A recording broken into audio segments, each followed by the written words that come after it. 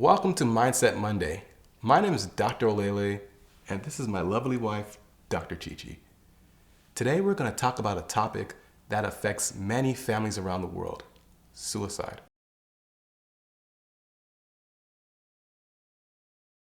How has suicide affected you? Suicide has actually affected me in multiple ways. I've actually lost a couple friends due to suicide. And it was one of those situations where I found myself just replaying things in my mind like, wow, I would have never expected it. How could this have happened? And I just want to, and I'm curious to get your perspective of why do people commit suicide? There are many factors that can contribute to somebody wanting to die by suicide.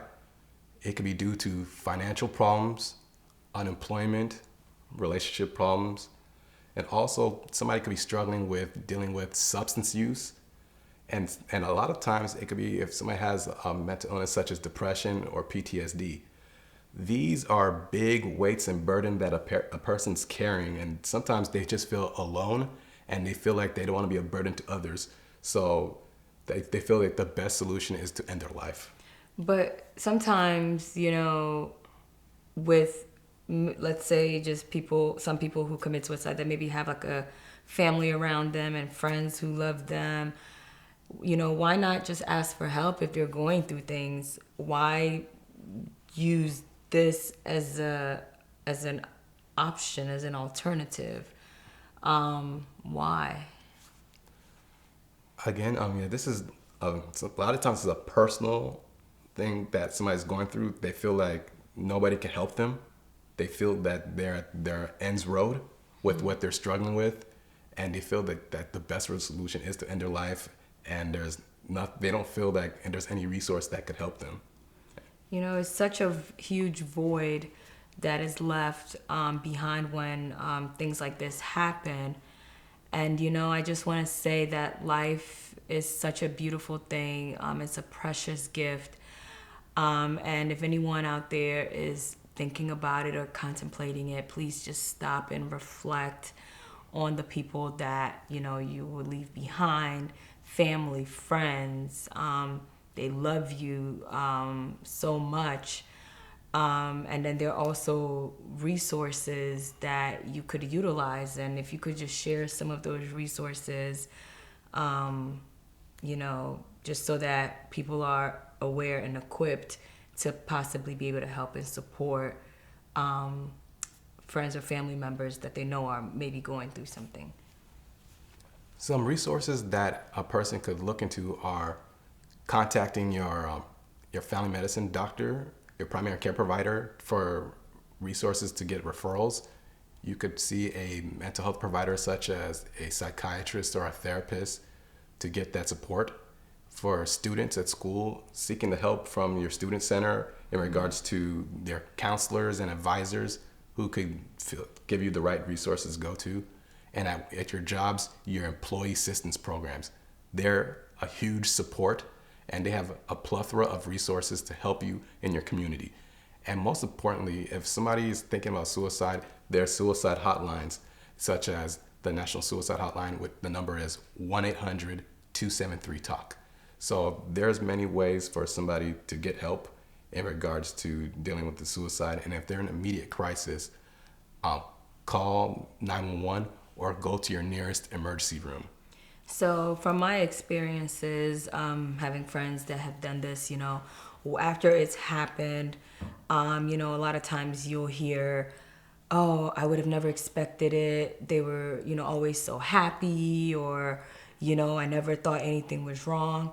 So, for those of us that are now, that are left behind, what kind of things are we supposed to look out for to know that, hey, this person might be thinking about it, or to keep an eye on?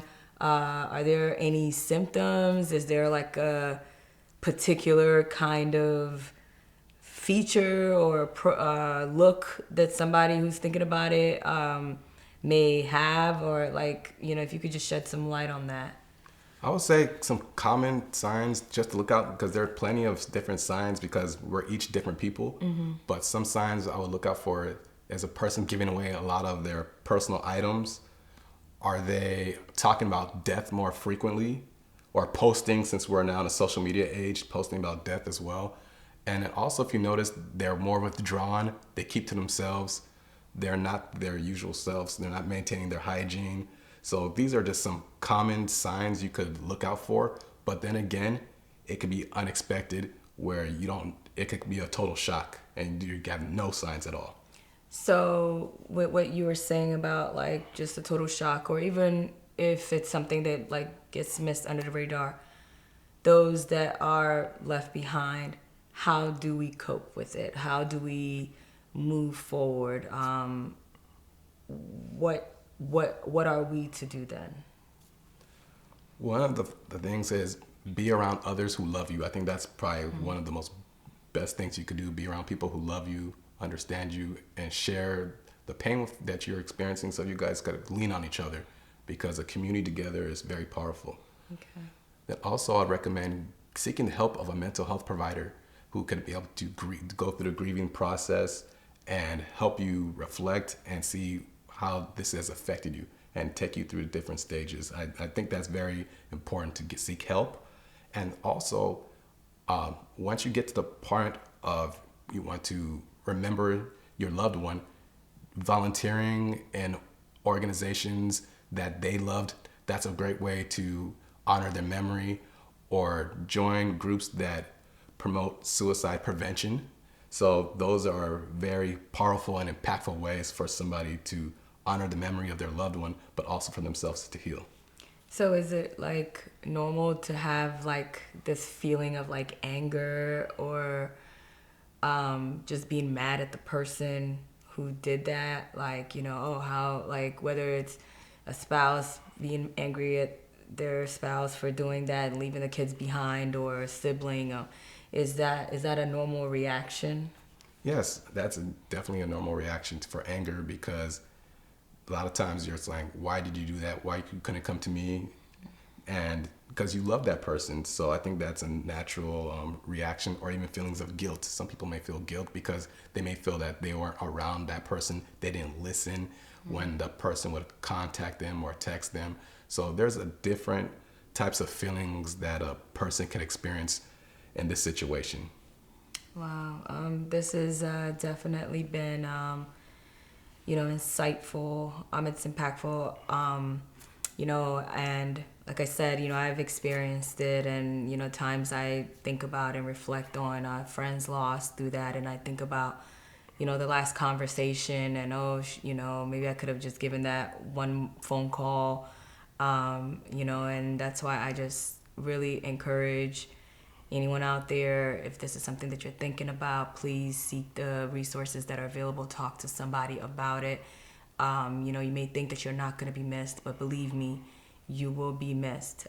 Even if you think that nobody likes you, nobody loves you, you don't really have any friends, believe me, you will be missed. Please seek the help. And I wanted to say, as a human being, your life is beautiful.